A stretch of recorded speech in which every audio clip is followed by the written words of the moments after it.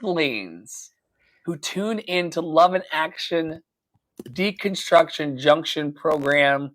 I am Dr. Flo, and I'm here not telling you something that I heard, child. I'm telling you something that I know. And what I know deeply and profoundly is that you are loved and lovable. You've always been loved and lovable, and you're going to be loved and lovable for the rest of your life.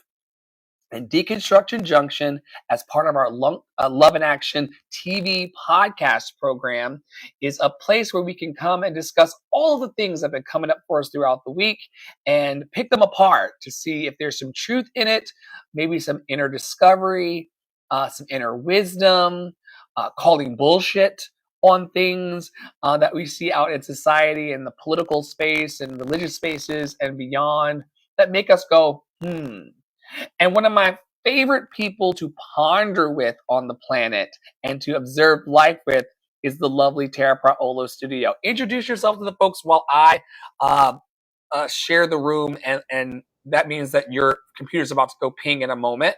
Nope, I turned it on deconstruction or do not disturb. Deconstruction junction mode. On deconstruction junction mode. It's literally one of the only times that I do go on do not disturb anymore, which is, interesting. But I'm Tara Priolo, y'all. I am your resident Black biracial multi-passionate musician. I talk about the ish that nobody wants to talk about and push you to do the same. Like for reals. I am very excited to do today. We just did a fantastic room over on Clubhouse, and you can join us over there at 11 a.m. daily if you are interested.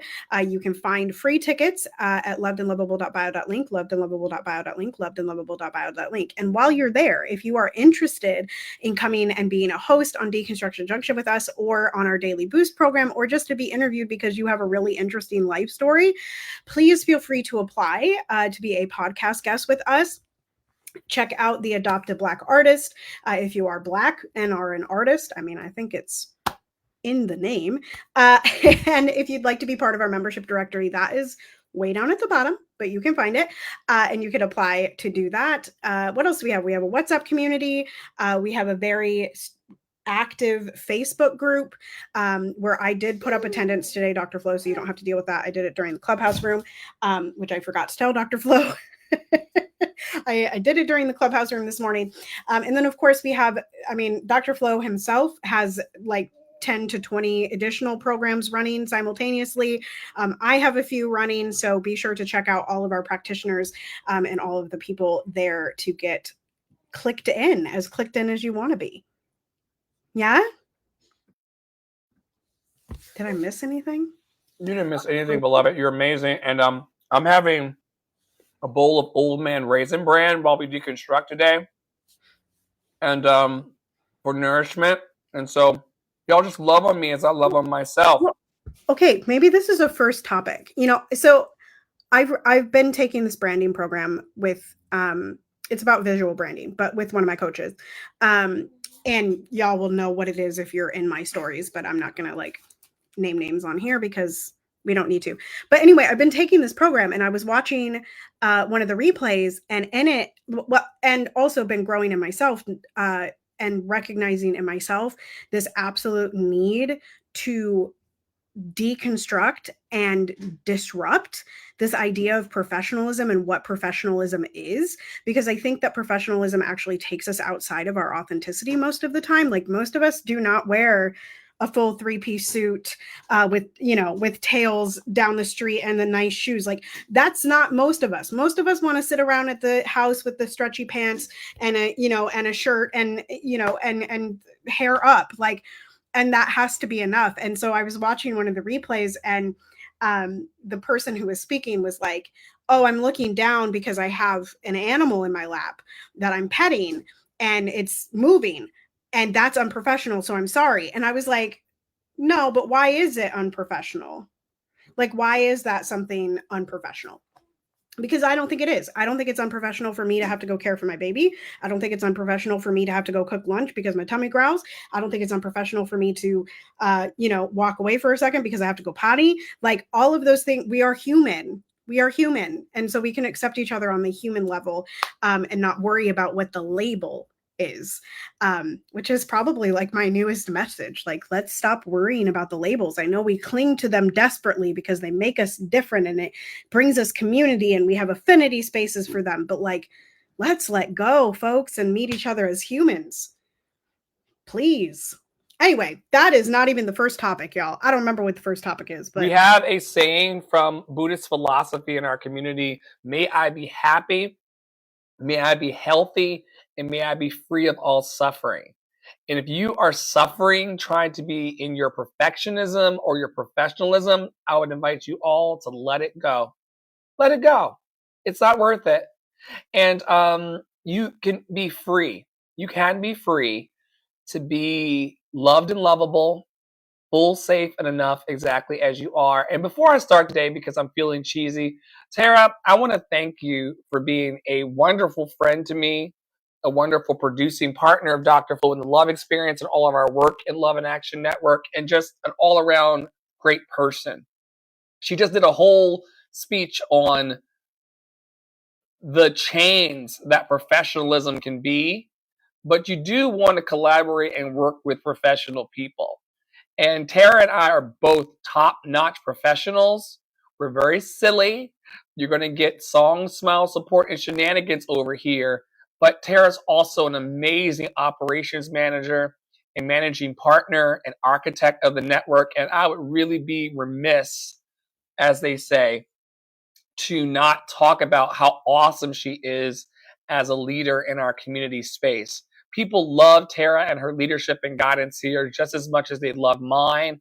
And she's a pillar in this community in addition to Poppy Water, Angie, Nye, Monica, April, Dolly, Tony, like all these people who the law of attraction is bringing together with us and towards us.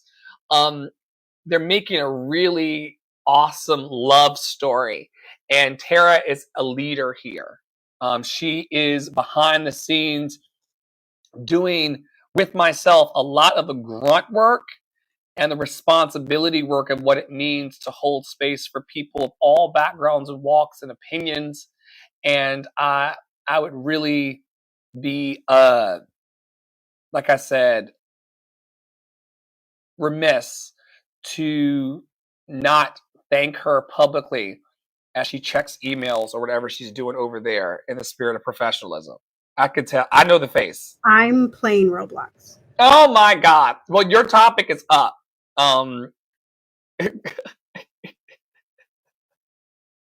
So let's wait. To miss the beanstalk, y'all. And that, so the thing is, I was like, let me check these seeds because I know they're coming up.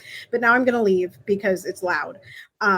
We have to tell people the story, though. I used to have, before I started into my sobriety journey, which we may talk about a bit today, a bit more.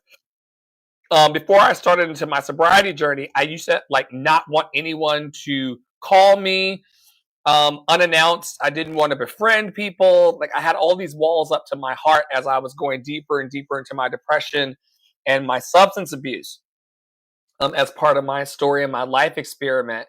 This morning, Tara called me at 10:22, which some people be like, why are you still sleeping at 10:22, Dr. Flo? I'm an entrepreneur. I build my own schedule. I build my own flow. I live in my own freedom and my happiness. And I don't get up until 10:30 every day to start my first meeting, which is at 11 o'clock. When I became the boss, I never had to go to a 9 o'clock meeting again. It was part of the arrangement I made with myself. At 10:22, I get a call and I say, hello. And Tara says, it's not an emergency. Giant pine cone is in stock. And for those of you out there wondering what I'm talking about, there's a game called Grow a Garden. It's played by upwards between 2.5 million people to 21 million people at the same time online. It's a massive game of gardening and quest making and friendship.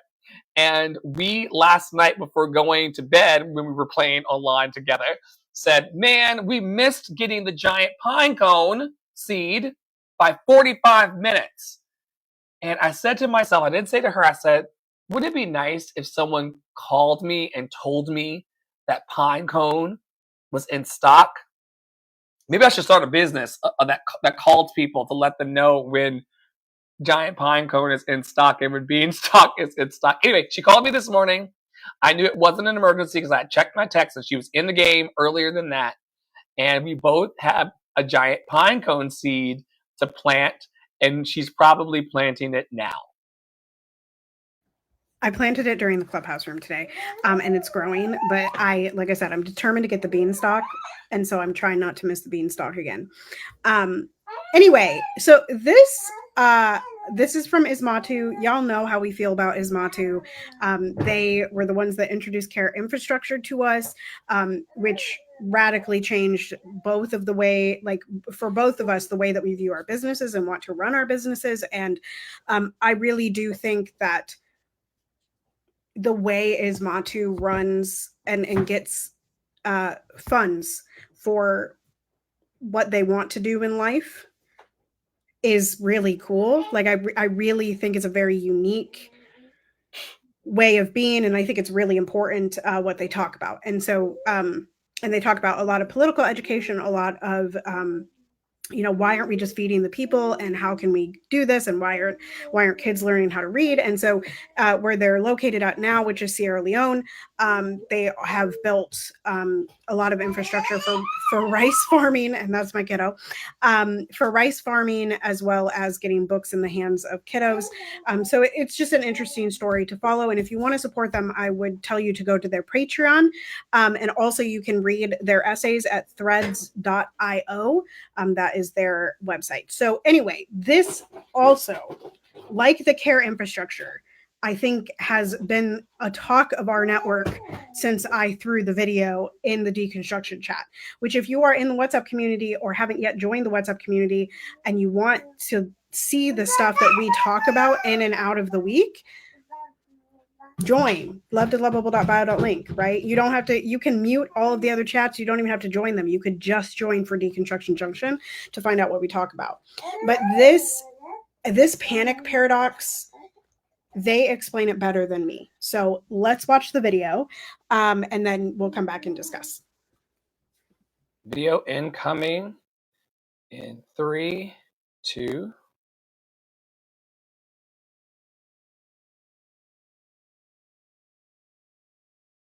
I cannot be the only person noticing something I now call the panic paradox. For every two, having an iced peach Rooibos with milk oolong. I want to draw this out. Basically, we have this cycle where something breaks that's fundamental about our society as we know it. And with every break comes a collapsing, a fracture in our vision for what society is and that it keeps us safe. The power grid collapsed. The neighbors were taken by the secret, not so secret police. The parents were also jailed for a lack of proper documentation on them. The teachers and the nurses keep going on strike. None of these are hyperbole, by the way. All of these are real breaks happening in our systems or symptoms of brokenness, and witnessing these things shatters our collective trust in the nation state project. If I'm going too fast, by the way, I already wrote an essay about this at threadings.io. Anyway, immediately people begin to panic. They say, oh no, something has gone wrong, the system is broken and I do not know what to do. Let me get a different color. We also have people that are in the dominant position of truth teller, right? The news, your parents, authority figures, the government, reinforcing this panic, reinforcing it. Oh no, the thing broke, there's panic, there's plenty of reason to panic. Everybody just stay the course. Don't look to the left of you, don't look to the right of you, don't sell your stocks, don't take all of your money out of the banks, don't do anything different, just stay the course. Do the same thing that we've been doing and everything will get better. This is the interpretation of reality from our dominant truth sources. Not the truth, but a truth and the most proliferated set of truths that there is at the moment. Now, staying the course requires us to run back to the systems that we have in place, right? Such that essentially nothing changes. But the problem is, it's these systems that are causing all of these breaks and all of these fissures in the first place. We rely on these systems that keep shattering us in broken glass, and then we panic. And with our panic, we are told to stay the course. And stay the course means reinvesting in the systems we have in place, thus making our faith in the nation state project, this nation state project, stronger. But then it breaks, and so we panic, and so we stay the course. Do you see what happens here? Welcome to the panic's paradox. The breaks are happening in the systems that we have in place, yet the first thing we do with our panic is run to the systems we have in place. Radicalism is only a significant departure from the systems that we have in place. So it would look like experiencing the panic and the heartbreak and the understanding that things are going wrong, and saying, instead of going back to the courts, which is going to take us back to these systems, I would like to diverge from these systems and do something entirely different. Now, I don't think that there's one right answer for what that different departure, that radical departure should be. And I think anybody telling you that there's one right answer is probably trying to sell you snake oil. But I wouldn't be a responsible communicator if I didn't give us a morsel of what we could do. My significant departures from the systems that we have in place as a mass media communicator, also known as an influencer, is to reject sponsorships, to be entirely publicly funded, and to use that public funding to build systems. All the funding that people give me is voluntary. By the way, I don't charge for any of the work. Right now, the primary system coming to fruition is rice production in Sierra Leone, specifically for my tribe. The Limba indigenous rice farmers decimated the Atlantic slave trade anyways. But I would like to expand, particularly to mass literacy projects in the United States and in Sierra Leone. I do this from funding that you all give me. Dreadings.io is where I do popular education, okay? And you can support me there. Again, you do not have to. Entirely voluntary. People also like to support on the Patreon pay, or even just like sending me direct cash assistance via Cash App, K, and Venmo, and Mo K. Anyways, well, I do love using the internet to work collectively and to learn collectively. The question is far more about what we do in our direct communities to be able to depart from the systems that we have in place while being able to take care of one another. For a lot of people, it looks like being involved in political organizations that are active in your locality. But what does it look like to you? Let me know. And what more ideas do you have for me? You should read the essay. That's all. Have a good day.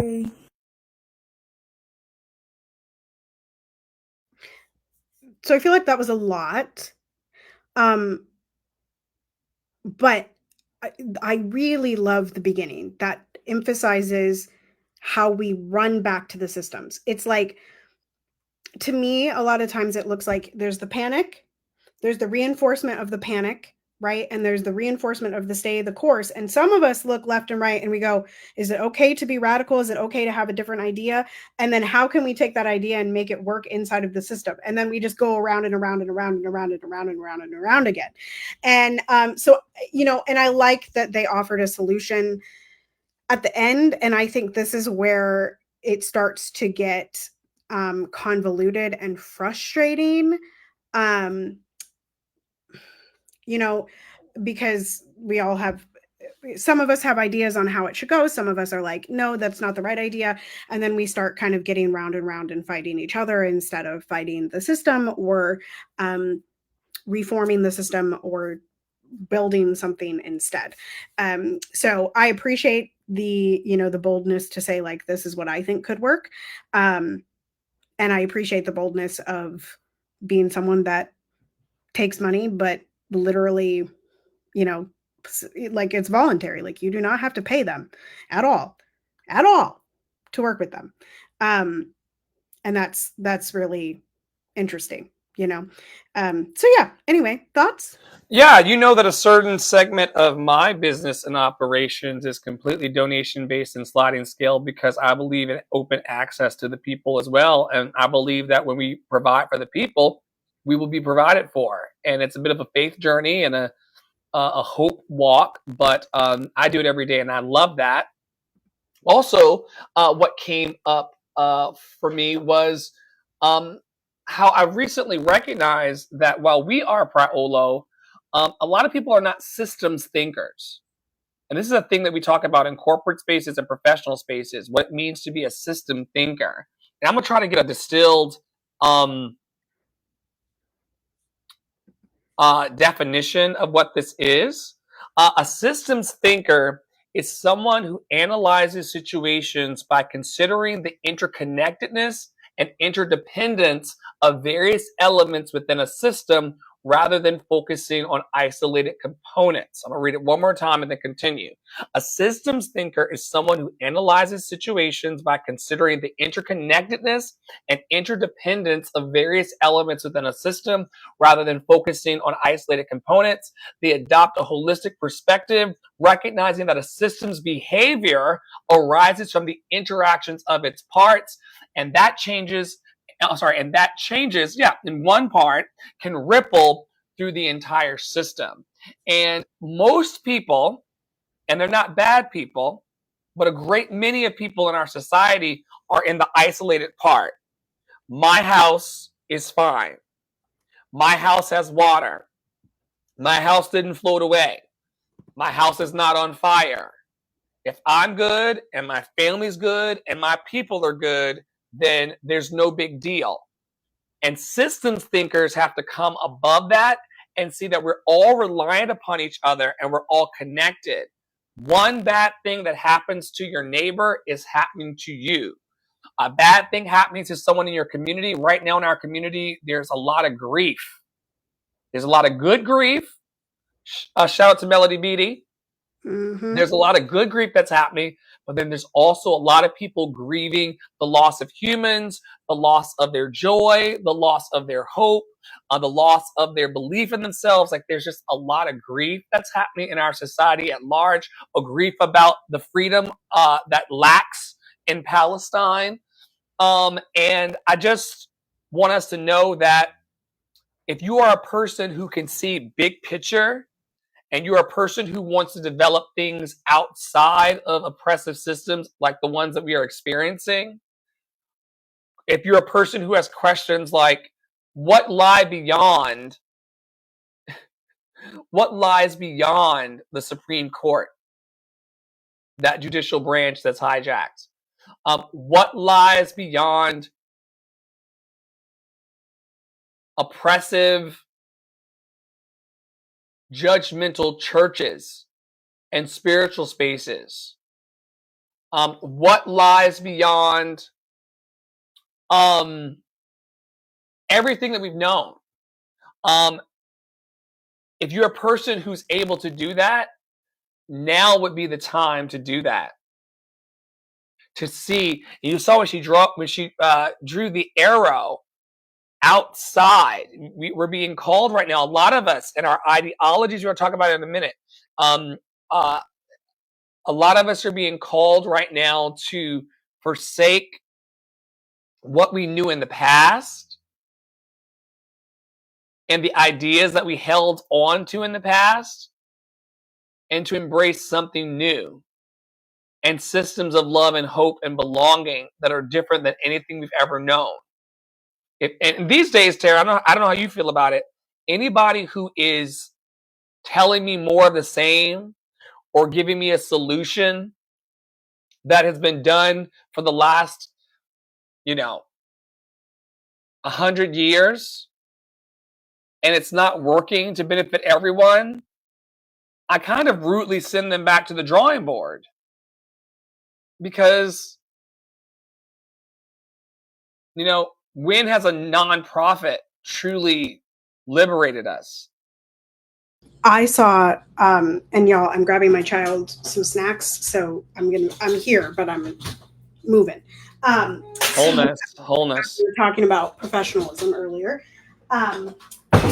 So I just saw yesterday a post from an acquaintance in town who is quitting their nonprofit job because of the poor pay. And we got to talking in the comments about how, the nonprofit industry is often marketed as being the like safe and more ethical alternative to corporate, right? Particularly to artists. And we were talking about how that is just so not true and how they take so much advantage. I am so blessed to work in a nonprofit that when I said, yo, this does not add up. This does not add up. I need a living wage, girls and boys, girls, boys, and they, them. They were like, let's step it up. We're going to figure out a way to get this girl a 20% raise and to expect more in the future.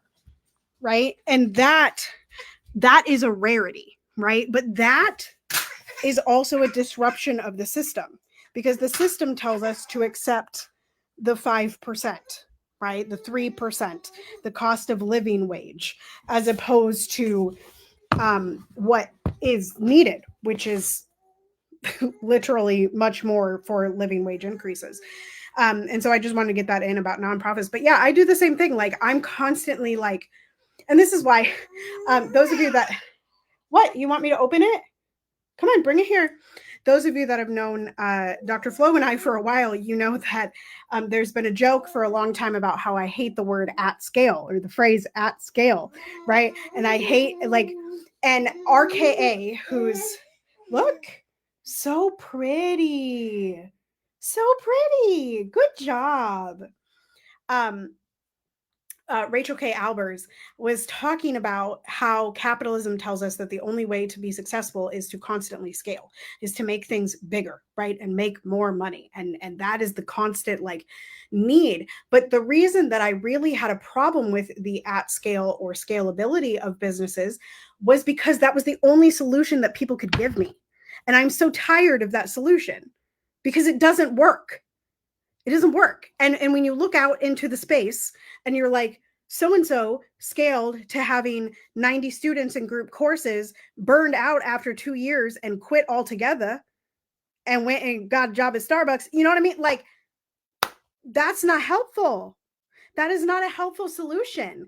And so like I am blessed to be, I am very much in a privileged place of being able to explore what it means to be able to offer donation services like Freedom Fridays, to be able, like I put in my Freedom Friday deck yesterday, I said, you know what, all days of the week for Black people, and I always have a problem with this, because it's Two Spirit, but I always want to say T as a capital, but it's actually the number 2S LGBTQIA plus people all days of the week, pay what you can, donation based, right? Like, you know, like for these types of services, like that to me, and being able to be in that position, like that is so unique, but it also gives me the privilege of saying like, and being able to look out at it and being like, yeah, this is a problem. Why are we doing it this way? Here's maybe a different solution that we can try. Like, hey, yo, we don't need to print out all these programs. Hey, yo, it's a waste of our time to do this XYZ. Hey, yo, like we, you know, like we can, like, what about a more accessible location? Hey, you know, like, and that allows me to keep this. Well, I don't always have all of the correct answers or an answer that's going to work, but I can at least look outside of the system that we currently exist in. Like the other answer that I hate, and some of you will know this. Oh, baby, that yucky, um, yucky. No, here. How about this? How about this? You want the other thing? I understand. However, that thing is not good to eat. The other response that I hate from people is just go get a grant. You like your projects would be so worth grants. People would love to give you money. I don't want a grant. I don't want to impress rich people. I don't want to impress people that have stipulations around their money, around giving their money. I want to talk to people who give with free will, who don't put professional. That was a nice ad. Who don't put professionalism or your resume at the, like, and engage in comparison. So I don't have the answer, right? I'm trying it out, grassroots, trying to lift things. And that's what I got. But at least I have the opportunity to do it outside of it, right? Yeah, and that's why we're moving into a space within Love and Action Network, and generally where we are going. And I mean, this should be like a hashtag duh. But I've been, how do I say this? I have felt recently called more deeply into this idea of human first. I do not want to engage people by their labels. I do not want to engage people from their past history and their past experiences. I want to relate to people in the present moment.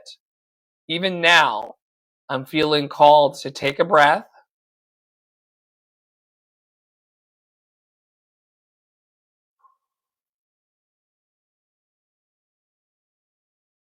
always a great time to pause for presence,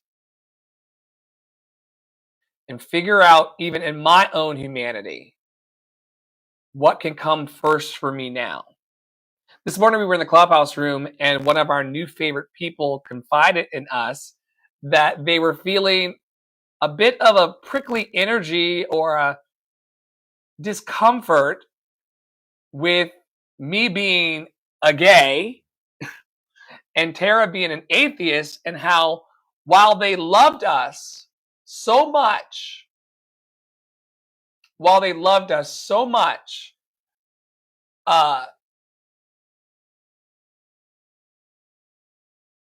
I'm trying to see who's in front of my house. I think it's the neighbor. We tape live, y'all, and we tape from our homes. And so when things happen in the home, we respond. But I think that's happening across the street. So this person told us that they previously had extreme discomfort with being in the company of homosexual people, same gender loving people, and atheists, and that Tara and I, in our leadership of our fellowship and our meetings, was bringing them discomfort. And they struggled to blurt it out because they didn't want to offend us. And I reassured this person, beloved, I'm not offended by you. I love you. Out with it. And that's when they said that their religious past and their religious beliefs were driving a wedge between us. And of course, I cried and shared and held space for Tara to share how she felt about being our resident non-believer. Not that she doesn't believe in love, but the bullshit of religion, which we talk about week after week in here. And where we came to, and we didn't come to a lot of conclusions because there's nothing to conclude, but one of the things that ultimately got lifted in the space is that we are all, including the person who shared their heart, we're committed to loving people human first, which is part of what every religion on the planet says that it's about. But here's what happens.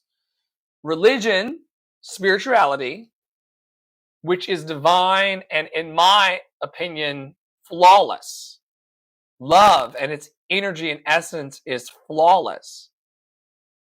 Once we start applying our human opinions and attributes to love, and once we start seeing people as their labels first, I joked when I was told, I said, oh my God, here's another person calling me gay, Tara. You know, y'all see all of these rainbows behind me, the pride that's there, the rainbow love sign. I didn't buy that shit for me. My super fan Angie sent this over hundreds of miles. For those of you listening on the podcast, it's a giant rainbow heart. Some of you all have seen also the Rainbow Pride Poppy Flow Rainbow Chalice. I'm not going into, or the rainbow bracelet. I'm not going into the store and purchasing rainbow shit, y'all. Our brand colors are black, white, and red. You know, it is the people around me that send me colorful eggs and things. And so then y'all come into the podcast or the YouTube or the Facebook or come into my life. You're like, oh my God, he's such a gay person. I wish he would stop, shoving his lifestyle in my face. I wish you straight people, if that's how you identify, would stop shoving your lifestyle in my face. With your babies and all of this bullshit. I'm joking, Tara. But it's just like, we live in a heteronormative society. Gay people have babies too. So do lesbians. So do they, thems. And there's a segment of them, not to counter what you're saying, because what you're saying is true. There's a segment of them as well who are only doing that to fit in to what's normal under heterosexuality. Correct. If that's what you want, that's what you want. I'm not having kids for y'all, even though Poppy loves kids.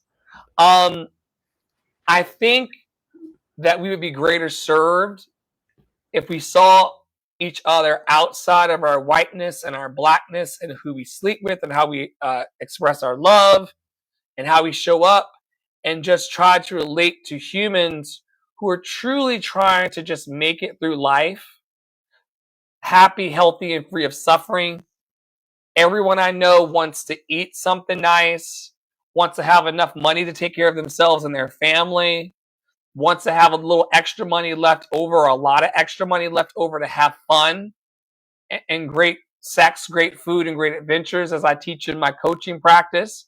If you're out there looking for some clarity coaching and accountability services from Love and Action Services Group, go to our website, lovedandlovable.bio.link, lovedandlovable.bio.link, lovedandlovable.bio.link, to sign up for our donation-based and premium coaching services. But when I talk to people in my coaching practice daily, we pretty much want the same thing outside of our sexualities and outside of our racial identity. And I feel weird because she's playing with the child behind her, but Tara's back. The child was trying to scale the bookcase. That child is so rambunctious, loved and lovable. What say you, while we do watch the child, please keep an eye on the child. Yes. What say you about your pivot into seeing people outside of their labels and what that's done for you, or when you are seen in a label that is not the totality of your identity, it's just a part of who you are, the fact that you went to church as a child, they were very mean to you, and of course the Christian people and the religious people are like, well, not all Christians are like that. There's enough of that in-group and collective for us to come to the conclusion that y'all should be policing your own group and creating more inclusive environments for all of humanity. Where is God for the starving children and the men and women of Gaza? Where is God to prevent the rape and sexual assault of the women in Sudan? Where is God to find the little girls that washed away in Texas? I have a hard time believing in these systems of oppression and control. For me, it's more gentle on my spirit to move human first. What say you? Yeah, I resent communities and industries that have a primary objective of exclusion, whether that is explicit or implicit, right? I really have resentment towards that. And I think that particularly in the spiritual realm, particularly in the religious realm, the label gets turned into something that's exclusionary, right? I am a Christian, therefore I cannot be a Jew. I am a Christian, therefore I cannot be a Buddhist. I am a Christian, therefore I cannot be a person that divines things from crystals. I am a Christian, therefore I cannot even talk to these other communities, and they are not welcome in mine. Right? And I'm using Christian, but y'all, like, we could say the same thing about I am Black, I am Asian, I am Native, I have tattoos, right? I have a bachelor's degree, I have a master's, I have a doctorate. Like all of these things, that the label becomes exclusionary of other people that don't share the same label, right? So, and that becomes an echo chamber, which I think we all think maybe sounds really cool. But the reality is that those spaces are not safe for everyone in the space. I saw a post the other day, on Threads, and it was, essentially, I think it was talking about Black LGBTQIA plus people, and it was, essentially like, not all Black spaces are safe for every Black person, right? Like not all Black spaces are safe for every Black person, and I just like, and I feel like I have been very steadfast in this decision that my table includes all people, right? Like my table that I welcome people to can have a maggot. It can have a leftist. It can have a white person. It can have an Asian person. It can have a blue person. It can have a brown person. It can have anything, right? And there's a lot of people that come at me and they're like, no, Terry, you can't do that. Like you gotta choose either the black community or the white community. You gotta choose. No. Choose ye this day whom you will serve, or else. Right. That's scripture. Right. And I just, as I said in the room this morning, like I prefer to meet people's humanity rather than meeting their labels. That's the fact, right? Like I really don't care who you are. If I can meet you in your humanness and I can meet you on your energy level, that's all I need. I don't need to know what you do in the bedroom. I don't need to know what color your skin is. I don't need to know what you do when you're talking to Jesus. I don't need to know. It does not matter to me. It does not matter to me. I drink my water and mind my business too, child.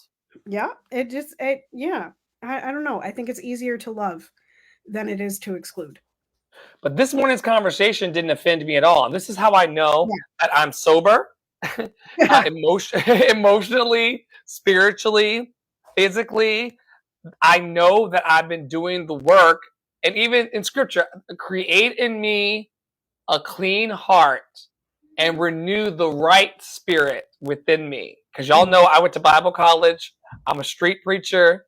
I'm a non-denominational minister like Sister Nisi.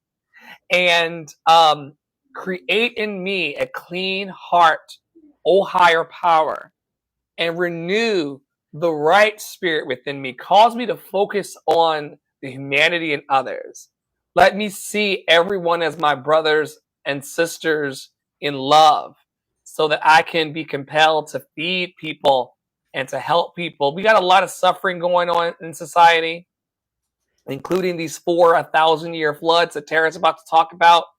We don't need any dogma or beliefs inside of us. I don't. I statements therapeutically. I don't need anything in me that's going to keep me from loving somebody. I'm tired too, girl. Some of y'all know I went to bed. She's a mom. I went to bed at like 4 a.m. arguing with a TikTok troll. And then my husband's alarm went off at 4 a.m. And now we're going to need to end probably in the next 30 minutes, Tara, so that I can go and get preparations for dinner because I am the stay-at-home working partner. But it is my responsibilities to take care of these things. And the request tonight is for lentils, and I make a mean pot of lentils for my vegan husband, and I'm happy to have that too. And I'll probably be turning in a little earlier than we did last night. But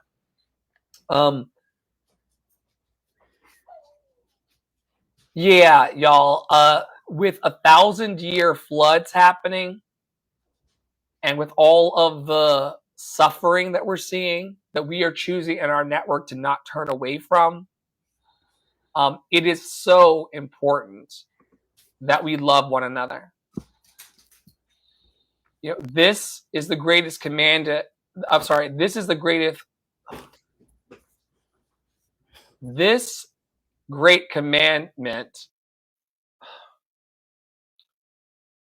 What's a teleprompter?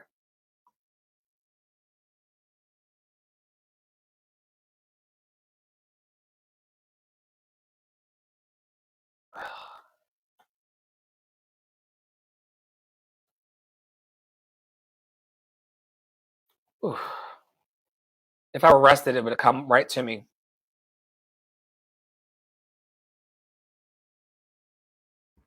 I have no idea, child. I know. John 13. I knew you didn't know it. I wasn't even waiting on you to help me. John 13, 34, 35. A new commandment I give to you, that you love one another, just as I have loved you. You are also to love one another. I'm going to read the King James Version because that's the most oppressive one that everyone loves to quote. A new commandment I give unto you. I couldn't get it out in the King James. A new commandment I give unto you, that ye love one another as I have loved you, that ye also love one another. By this shall all men know that ye are my disciples, if ye have love one to another. One more time, John 13:34.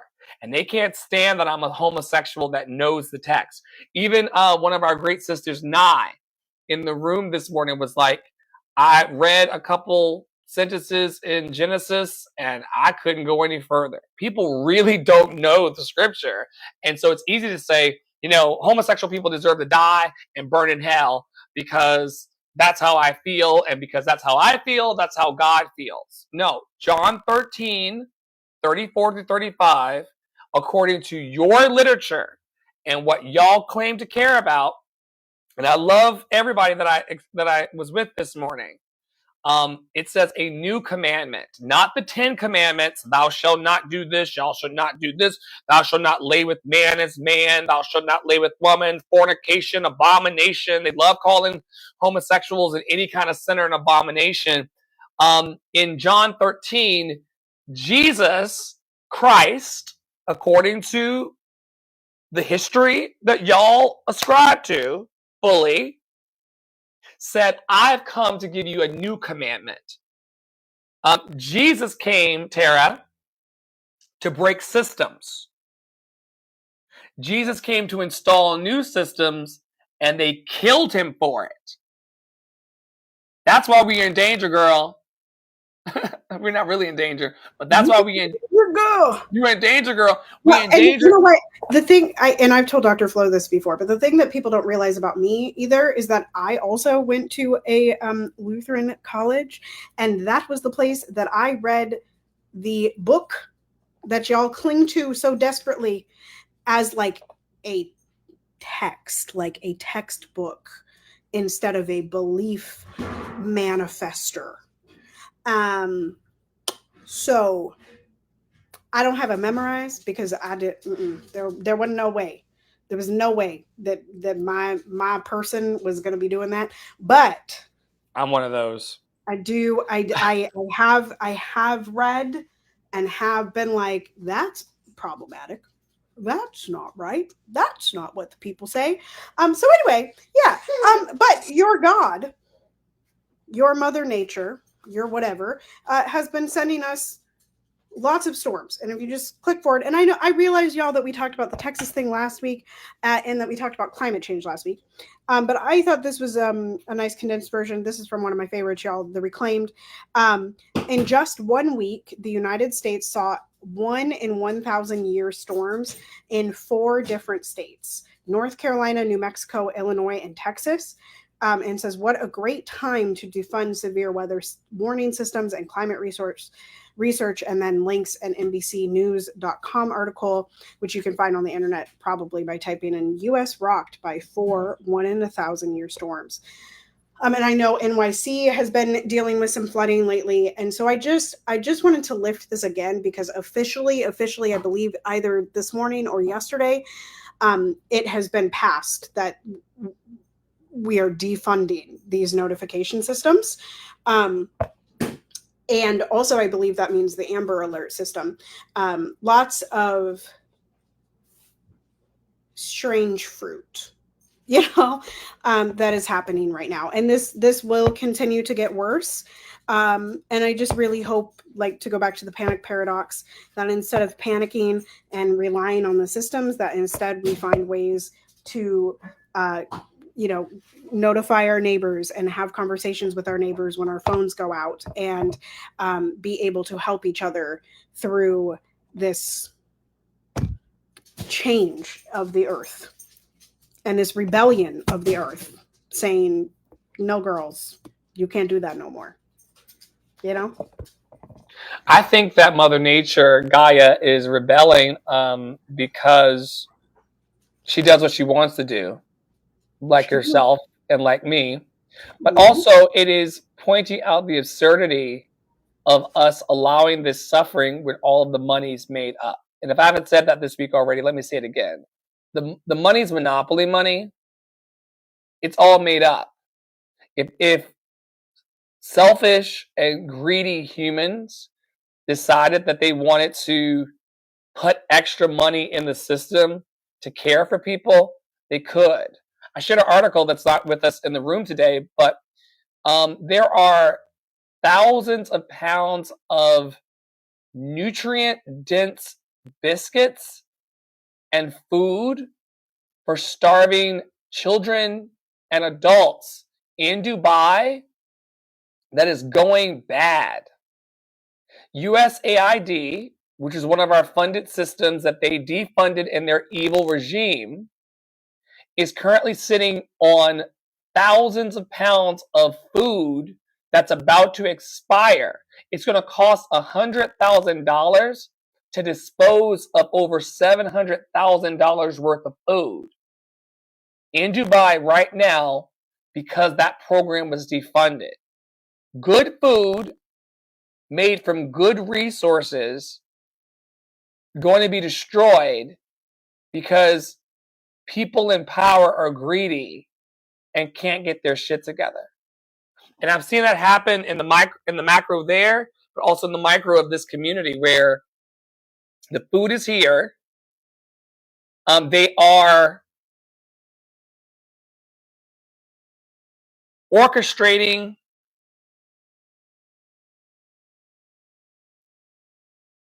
scarcity. They're making it up.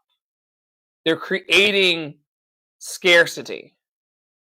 And they are saying there's not enough money in food to support people, and that's a lie. And unfortunately, a lot of people are going along with it. We talked a bit earlier about some heavy things, so I wanted to take a moment to talk about gaming as an adult. Tara, at the beginning of this podcast taping, was sitting over there. I thought she was doing adult things like emails. She was actually playing in her garden. And there is a game that we play every day. We have a friendship pot in there, and she gives me lilacs from her garden so I can feed my pets in my garden. It's a Roblox game.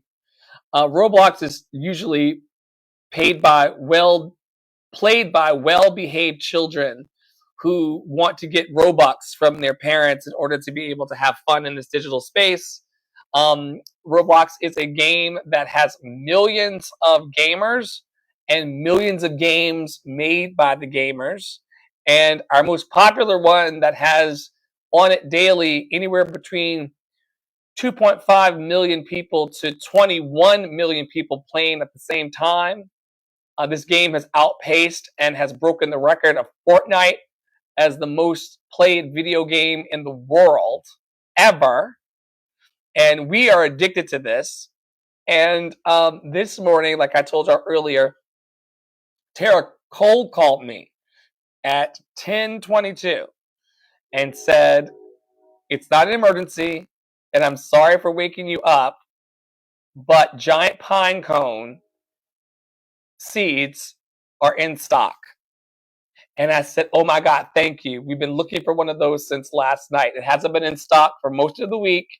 We haven't seen giant pine cone seeds since Monday.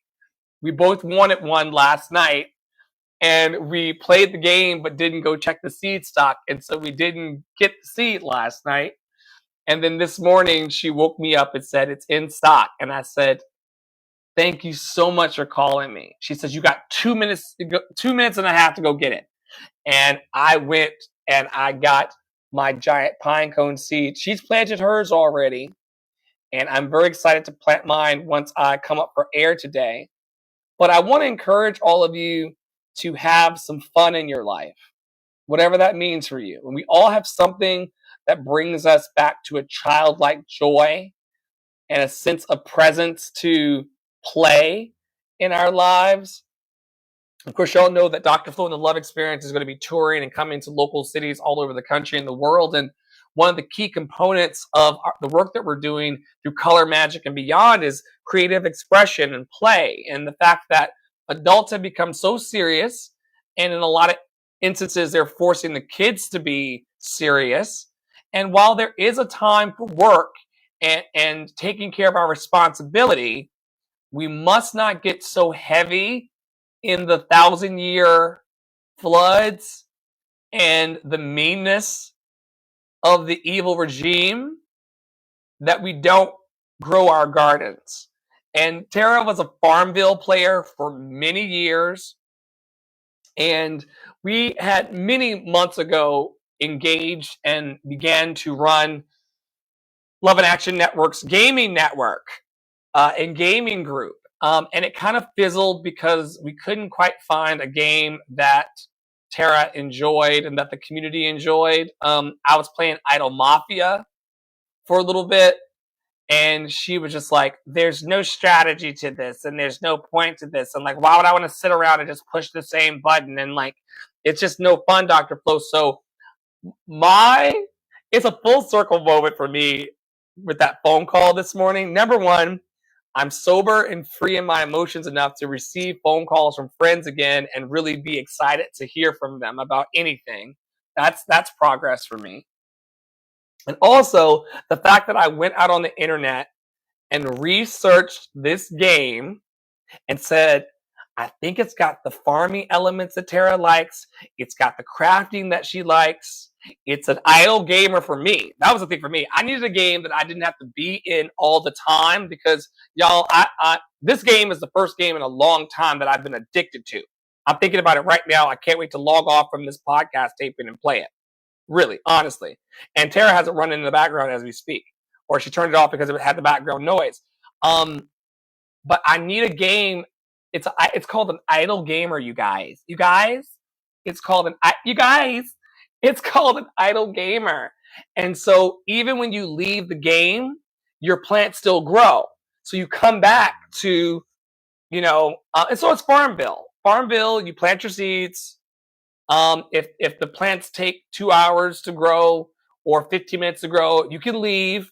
And when you come back, you harvest. And I said, I think my good Judy, producer, vocal captain, partner, awesome person, Tara, I think she's going to like this game. And I introduced it to her. And as always, I'm dragging my friends to the party. I'm like, girl, we're going to play this game. If you don't like it, we'll find another one. Because she did not like Idle Mafia. And there was a scandal that happened in Farmville with their mom. For those of you who watched the podcast that heard about that. So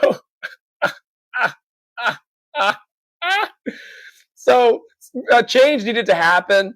And I'm so grateful that we, along with millions of other kids of all ages, are going into this game and having fun every day. If y'all need extra coconuts, if you need extra watermelon,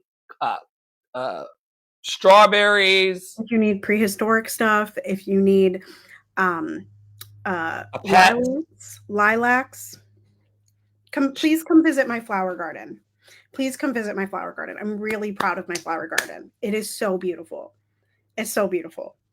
I moved everything to one side of the farm. Like I have a whole, including the roses, which are actually really ugly, but I moved all of my ground cover plants into one area this morning, and all my lilacs are now all on one side, and my foxgloves are over there, and my paradise petals. And just please come visit my flower garden because I'm really proud of it.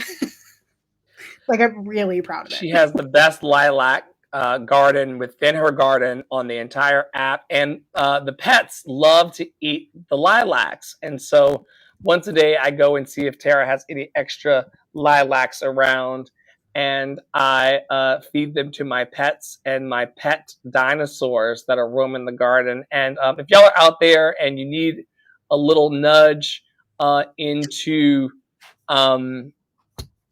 your fun, just come and hang out with us. We would love, we're in there all day, every day, just having fun. We work a little bit, we play a little bit, work a little bit, play a little bit. That's how you get a work-life balance. And that's what a lot of us are craving in life, especially right now as adults. I also want to give a special honorable mention to an app that we recently re-downloaded this week called Finch.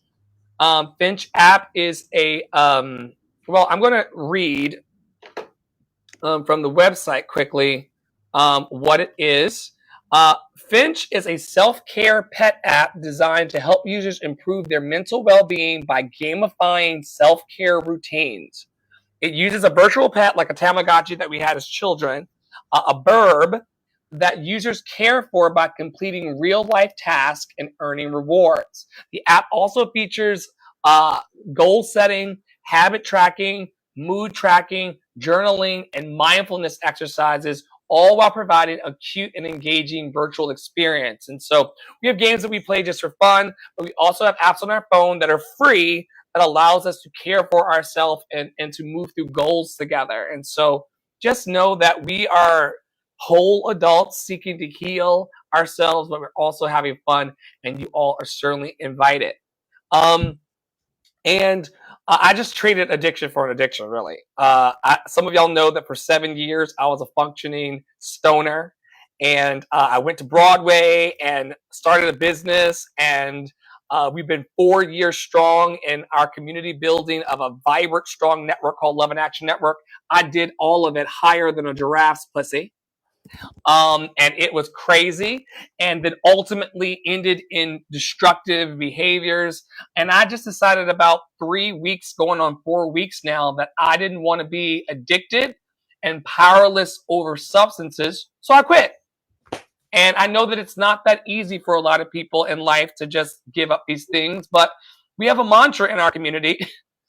I let go of anything that does not serve me. I let go of anything that does not serve me. I let go of anything that does not serve me. And the drugs were no longer serving me. So I threw everything in the trash and I chose me. I didn't want to come back and said, "You did?"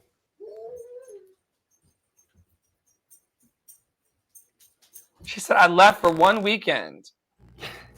And it always happens when I'm gone. And you came back with a total life change. You know why that is, though, Tara? Some of my life changes happen when you're gone because our friends are like chief influencers in our lives. True. Sometimes it's hard to know whether we're doing things for our family and friends or if we're doing them for ourselves. Agreed. And you going away for the weekend on a trip allowed me to not ask you, like, Tara, what do you think about my addiction? What do you think about the destructive nature of my addiction? Like, do you think this is something that I should quit, only for me to then quit it and then be resentful towards you if it didn't work out positively? Me setting aside my addiction and my addictive habits, gaming notwithstanding, allowed for me to get clear with myself. I intend to travel to Japan very soon, Brazil, all over the United States. I've got a lot of places where I am seeking to do my ministry and mission work. I did not want to be on a flight crossing the Atlantic Ocean thinking about my next hit. I didn't want to be landing in a foreign country to sing and to perform and to dance and to be thinking about where I'm going to find a dealer. Some habits are keeping us back from what we want in this life. And one of the biggest addictions that we have is to overthinking and hating ourselves and having self-doubt, like we talked about this morning in the room. So you may not be shooting up anything or smoking anything or snorting anything, but you may have a problem with doubting yourself and not believing that you can live a happy, healthy, and free life. And that's an addiction too. Or maybe you gamble, or maybe you overspend, or maybe you're mean to people and you're addicted to feeling better than people. We all have things that we're addicted to, but if they're getting in the way of your happiness, I want to encourage you to take your time, but love on yourself enough to let go of the things that don't serve. Tara, how do you feel about addiction? Your witnessing of my addiction while being compassionate to what I was going through as a highly productive stoner. Highly productive, y'all. I did all the dreams while being higher than a giraffe's pussy. But how did this land on you as a witnesser of the addiction? And then is there any area of mirroring that you saw in my addictive behavior to what you go through on the ground? Yeah, I mean, I'm going to go back to the human first, because I think, and I'll probably say this every week that we talk about this, addiction is a disease. Like it is a disease. It is not like a person has addictive traits, right? And I remember at some point, and it's become kind of like one of Dr. Flo's mantras that he says often enough that you'll hear it. Like if you hang around for 90 days, you're going to hear it. You know, I'm not creating a codependent relationship. I'm not creating a codependent relationship. It was so important for him to not be addicted to another person, right? And yet he was addicted to his best friend, Mary Jane, right? Like, and that truly like was what it was. And so I think in a lot of ways, like, you know, I've talked about it before, like I've never been in quite that type of relationship with someone who was so heavily and actively using some kind of substance. Like I think many, the majority of people, as we go through our 20s and as things become legalized for us, we try the different substances, and most of us are addicted to one of them by the end of our 20s. You know what I mean? Whether that be alcohol, whether that, like, even the other day, I have a friend who, like, very much the cigarettes. Yeah, I very much in the musician life of like gigging and then having a drink after the gig, right? And having a few drinks after the gig. And then just recently was like, you know, when I wake up from the alcohol, like, I don't feel so great. I think I'm not going to drink every night of the week. I was like, you know, if that's what you want to do, like I had to get off the alcohol, y'all. I used to be a wino. I used to drink wine multiple times a week, a couple glasses of wine. I had to give it up for IVF, and I have never gone back. I have wine sitting over there. I'll have a glass like once a month. Dr. Flo knows this. I very rarely pick up any kind of alcohol anymore, just because of the way I know I'm going to feel the next morning. It makes us sick, right? And we don't recognize that we're sick because of the thing that we're ingesting. And so back into the mirroring of it, I think in a lot of ways, I realized like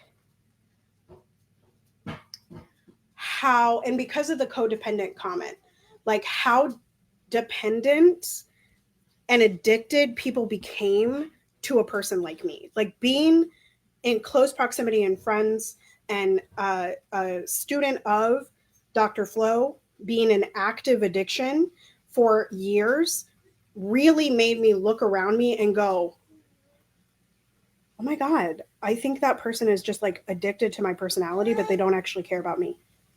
Right. And then also like my addictions to the thought spiral, right? Like even so much, we had this conversation, and this is the last thing I'll say because I know we got to go. There was a time that we were talking about, and Dr. Flo talks about this too. So y'all have heard it if you've been around, but like your face pressed up against the glass, like you want to be in the pressurized situation because it makes you go, makes us go, right? Like that, the fear thing is like, yeah, right? But like how addicted I was to finding something terrible in my life to make me go to the next thing, as opposed to finding Say it again. Finding something terrible in my life to motivate me to go to the next thing, right? To go to the next level, right? And that started becoming a sickness, right? Not a nice person to be around. I'm a mean girly, okay? Like I will bash you the fuck up. I will. Like online, there are people that I unfollowed, and then I never did this to Dr. Flo, but I did to a coach that is my coach currently. I unfollowed, hid my stories, and railed against them. And there are people that have seen all of those stories over the last 5 years and are also still in that person's community, right? And I didn't do it often, but I did it often enough that it's something that I carry with me is like, that's the person that I don't want to be, right? That's the person that was motivated by pain and suffering and sorrow and fear. That's an addiction, right? That addiction to that personality of like, yeah, I'm strong because I'm punching down. No, I would rather be addicted to and motivated to my natural, joyful state.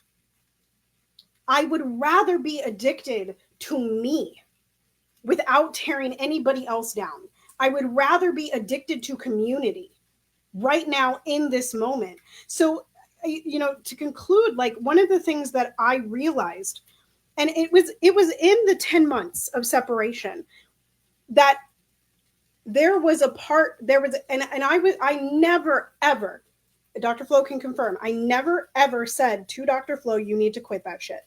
I never said it to him, ever. Even in the discussion, the 2 days before he quit, I never said it to him. But I was carrying with me, I talked about, that addiction is a disease, that addicts were bad people, right? The addicts had just like gotten off the path so far, and like, why would they choose that? There was a judgment there. There was the mean girl. There's the mean girl back here, like wanting positive Tara to come forward. And in that realization of like, I am hating my friend and my coach and my colleague because of something that he can't control, that's not fair. And that's not an addiction that I want. That's not something I want to carry every day, that I got to let that shit go. And so I did some research and I said, nope, okay, I'm done. Like, I'm done judging addicts. I'm done judging all of us for what we do to cope with the horrors that we see in the world. Right. And I'm no longer addicted to that negative side, like that negative thing to make me reactionary. I'm addicted to being proactive. And that might not work for y'all, but it works for me. Proactively loving. Addicted to being proactively loving. Yeah. Addicted to humanity first. Yeah. Such a vibe. Let's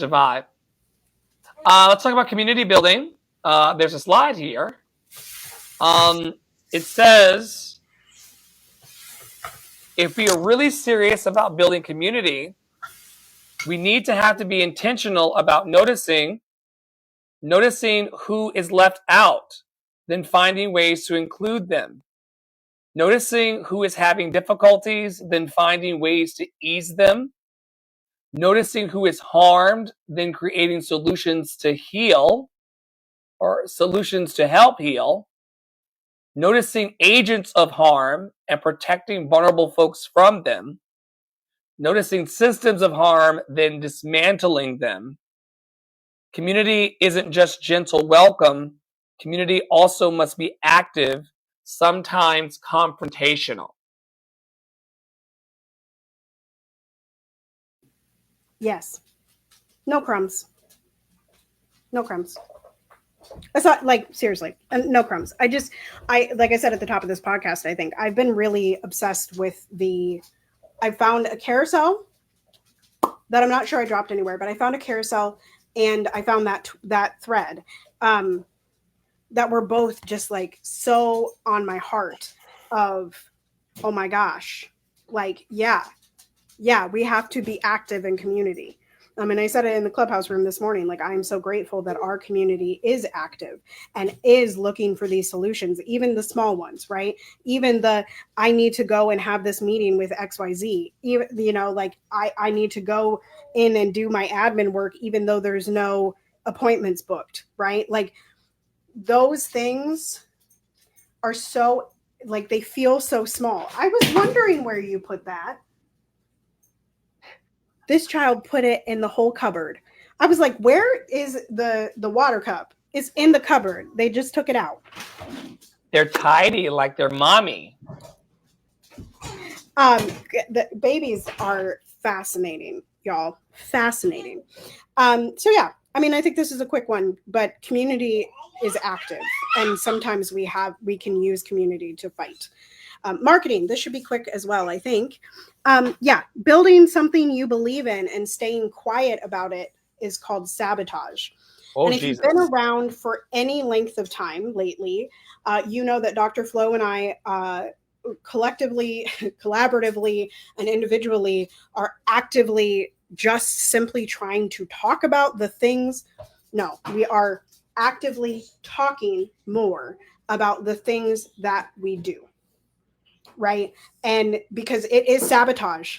It is sabotage. And I even said it to Dr. Flo yesterday, because he was talking about, he asked me, hey, baby, not a good idea. He asked me about my signals and my noise. And my noise, yeah, we're banging it on the cupboard now. The noise for me is like, oh, I'm saying too much because I'm not getting any feedback on any of it, right? But the reality is that it just needs to be more of me. And a realization in the room this morning, is like, I'm a lightning rod in my own way. And I didn't really believe that I could be that when I have so much privilege and when I walk through the world in the ways that I do.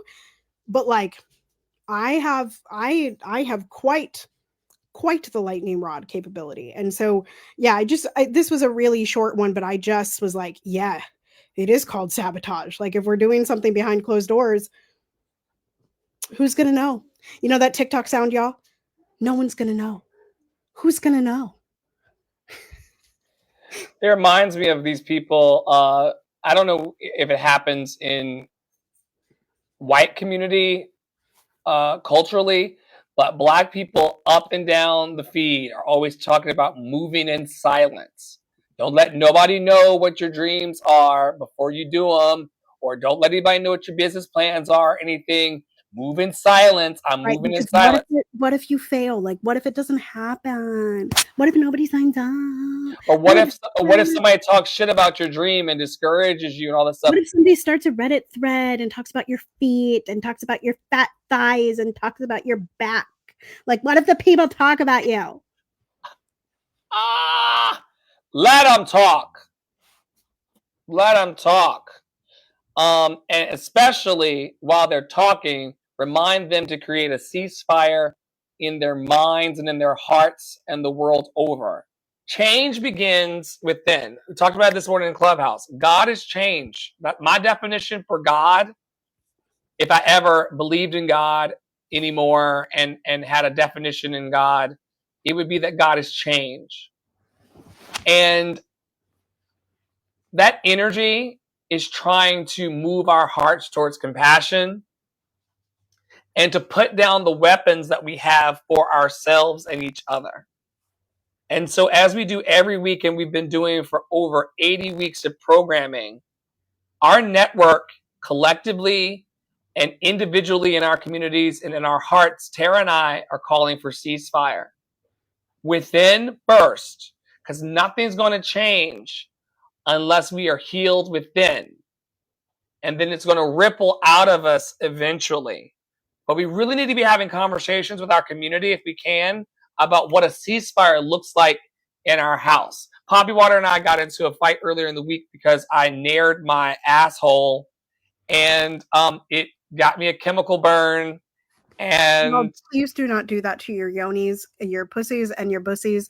Leave it alone. Also, I would like you all to notice, because at this angle, do you see this black thing in the background? That is my child building their world. That is Daddy's extra phone that we have so graciously placed on the windowsill and balanced it on the windowsill. And we have not been back for it, but we built this morning. We worked on it for about 30 minutes. So this is the creativity of my child. I expect you to clap. Thank you so much. it's like MoMA, being at the Museum of Modern Art. It is Exactly. modern art. Exactly. And we're smiley about it. What did you find this time? Yeah, good. Okay. Love that child. Uncle Flo loves you very much. Yeah, joy as the revolution. Ceasefire. I didn't think that Poppy Water cared enough about my burning bush. And he did. And it caused friction in our home because of a misunderstanding and being distracted, myself and him.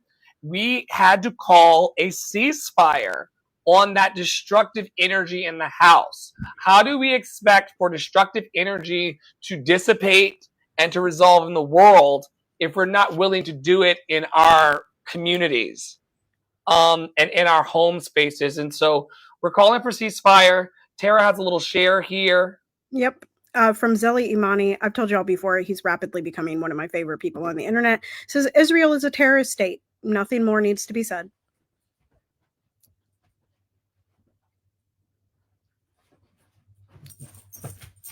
So moving on to our programming, I mentioned earlier that Dr. Flo has at least 10 to 20 that are running concurrently. I am participating in many of them, but I do not lead many of them. I do have my own programs, but there are, Dr. Flo is leading a lot in Love and Action Network. I think the first slide here is our Adopt a Black Artist program. And that, it's not the first slide. Sorry. Dr. Flo will talk about the king. But Adopt a Black Artist. So we haven't featured anyone lately because we haven't gotten any applications. But if you're interested in applying, if you're Black and you're an artist, apply. Put your name in the hat. We just post you on our socials and get you, at least more looks outside of your community. Because at the end of the day, it's not about isolation. It is about collaboration. Yeah. Yeah, I'm now hiring folks who want to be part of something bigger than themselves as we unite the talents of diverse artists to celebrate the power of love through music, theater, and art. If you're interested in joining our network online and being part of our morning fellowship meetings and building in with our collaborative shows and our color magic and our oh my God, Dr. Flo and the Love Experience is a fun project, y'all. If you're interested in making commission-based money with us or tapping into a deeper flow, Jesus, I'm so tired. I'm so fucking tired. I'm going to sleep tonight. If you're interested in being part of our magic and tapping into our deeper flow of love, you can apply an audition at our link in bio. That is lovedandlovable.bio.link. lovedandlovable.bio.link, lovedandlovable.bio.link. Applications are up and available. And if you get a little confused on how to submit your materials, just reach out to us via either the WhatsApp groups or our live chat and text support. Up next, we've got Tara talking about blackening the canon and also Freedom Fridays. Yeah, so blackening the canon, y'all have heard about this for weeks and weeks, but I'm probably not going to stop talking about it because why would I? So right now it's a group chat, totally free group chat that I am probably going to make into memberships very soon because I was talking to Dr. Flo about it yesterday and I was real excited about it. And that's the work we do in Unfuckwithable, which we have not mentioned on this podcast, I don't think, which is $25 a week with Dr. Flo if you want to coach with him and have one mastermind a week and client checks. You can also do that inside of the Community Academy as a pay what you can sliding scale option. So blackening the canon, it's a group chat right now. It is an effort to allow people to see themselves inside of classical music, starting with an influx of Black composers and forgotten Black music inside of those academic programs. Freedom Fridays is my newest offering. So I just started that at the beginning of July. And every week, I'm just going to be kind of offering like something free, right? I'm going to do reels online. Last week, y'all saw a Deconstruction Junction reel and a singing tips video. And so that's going to be my day to do that. And then this Friday, I'm offering free 15-minute alignment checks. So whether that is your warm-up routine, a song that you want some feedback on, a messaging issue, a color recalibration in your colorful voice online, a DEI check on one of your initiatives, if I put this in my in the carousel that belongs to. If you think I can help you, I can help you. Right? If you think I can help you, I can help you. So that's Freedom Fridays. That's very real. And we encourage people in our community to ask for help and to not stop asking until you get it. I'm going to say it one more time for the people in the back listening on the podcast, the watching television show on all of our many platforms. Shout out to y'all on Facebook, YouTube, Spotify, Apple Podcasts, Google Podcasts, Stitcher Radio, iHeartRadio, and beyond. Ask for help and do not let off of these people's necks, baby doll, until you get it. There are people who want to help you. They want to give you money. We say time, talent, and treasure. They want to give you all of these things. The only thing that you have not done is ask.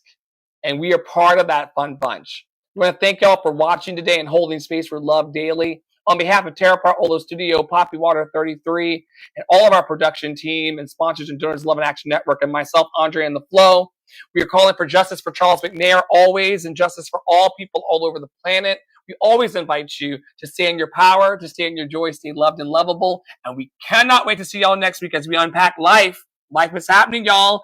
And if you got something that you want to unpack, send it in to us. We would love to have you either on the pod or to unpack it in public and just, talk amongst friends about what it means to be human in times like these. Stay in your joy, stay in your power, stay loved and loved.